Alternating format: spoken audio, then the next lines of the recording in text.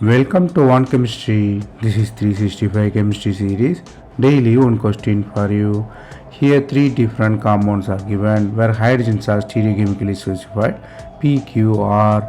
P is the cyclopentadienyl, Q is cycloheptatrienyl, R is cycloheptatrienyl with fused 5-member ring.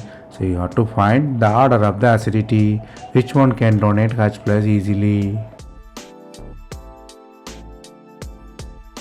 Here aromaticity decides the acidity, so which one is aromatic will be more acidic. So let us analyze PQR. P after it loses it is aromatic because it is 6 pi electron stable and it loses the H plus. If you look at the Q, it is anti-aromatic, unstable, it don't form at all. Here aromatic is only C ring but other rings are not aromatic, so less aromatic than 1, and AB ring will also lose the conjugation, so R is next to P. So the acidity order will be QRP.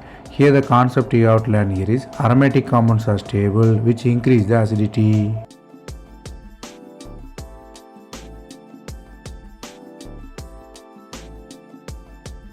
That's all from this video. Thanks for watching.